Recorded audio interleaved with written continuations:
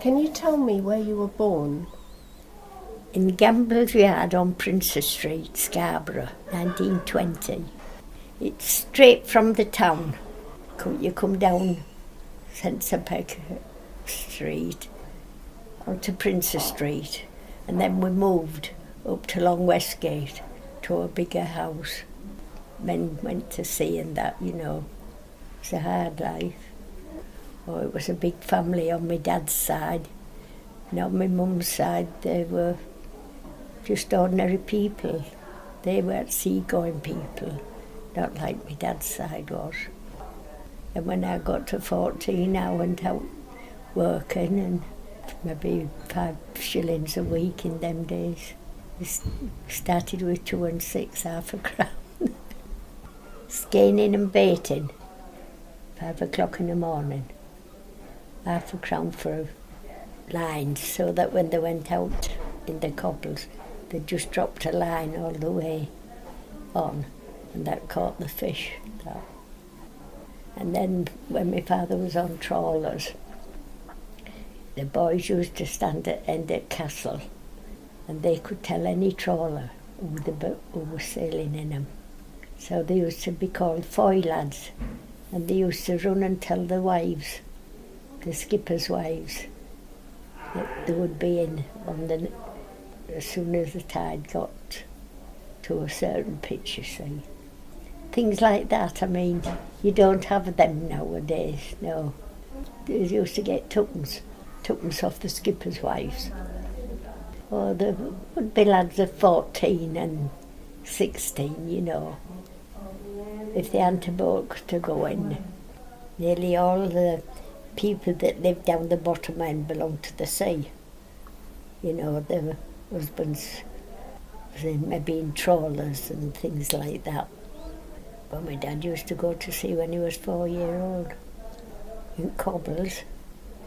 Yeah, they got trained as early as that, just watching them fish. And then when they were old enough, they would join them. It's a life that you've got to understand. It was the money.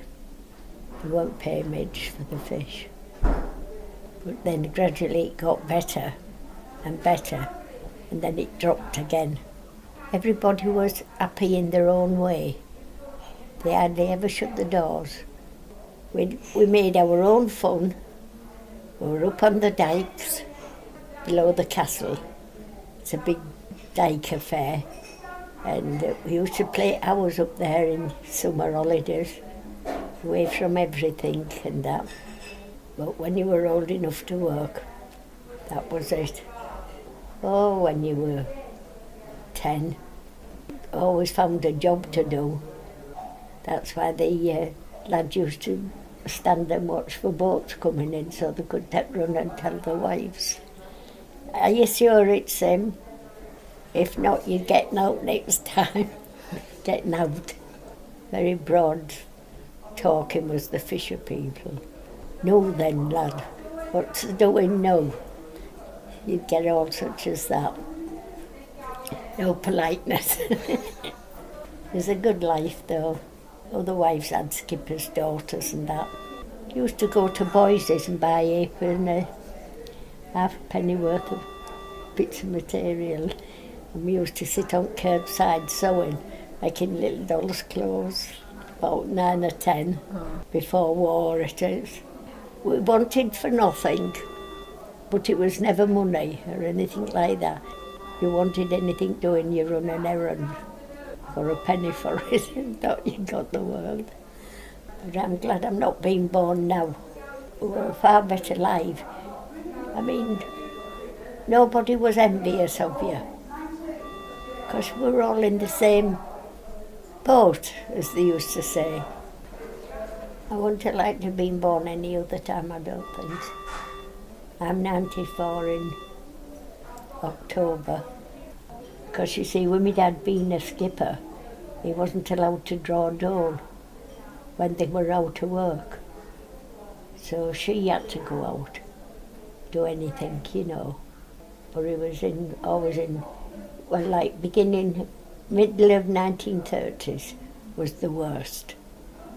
He stopped going to sea because he couldn't sell the fish.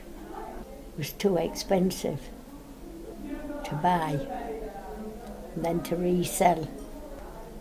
And then war made him again. He wasn't allowed to draw at any dole because he was his own master. That was in them days. And in the summer, when they weren't fishing, they were taking people out in boats for rides, £6 a go, something like that, you know. Especially when big warships come and that. I wouldn't have made a Jenny Wren. I was always sick on sea. Now that's my grandfather in the lifeboat, as well as fishing. For 6 weeks he never went to bed, never changed his clothes, because the weather was so bad. So no sooner they got in, they were out again. That's all I know about that. So I wasn't born then, 1917, 1918. There used to be a Bethel for fishermen, you know, so they got a hot cup of tea when they come in from sea. Well, they've made that into a cafe now. And used to be a little prison at the bottom of the hill. That's where they'd spend the night if they were drunk and disorderly. They had a very hard life. He died when he was just over 50. There's no age really. But that's how they were dressed when they went to sea. Yes, he was bright ginger. My dad's often said they felt his hands if they wouldn't do as they were told. And if they were late from the courting days, you know, wanted to know where they'd been, what they'd been doing. And of course, at the Second War, nobody bothered.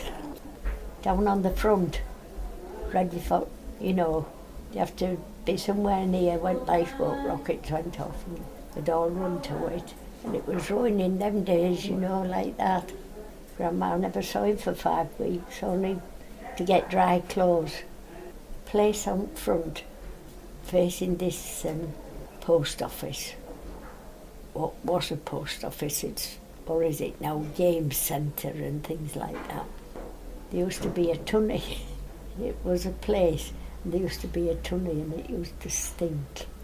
It was there all summer holidays. I think it was tons to go in and see this tunny fish. It smelled out. It was caught, and so Scarborough was showing it, you see. You could smell it, there was no need to go in and see it, you could smell it. And you've seen all the nets and that. But I mean, there was days and weeks that they couldn't get to sea, it was so bad weather. But I'm glad I was born then. I wouldn't like to be born now because what's it going to be like in another 20 years, 30 years? There was always one family, cousins to another family, same as us. He had plenty of brothers that all went to sea. There was only one in my dad's family that never took it up. No, that was Uncle Tommy, he was a butcher. But rest. I had an uncle, and he used, while they were fishing, he used to get overboard and have a swim. Middle of ocean, where he died of mastoids at 28, buried on his wedding day. That was dreadful one Christmas. I remember because I had to mind my cousin while the funeral was on. And you've heard of St Thomas's Church, have you?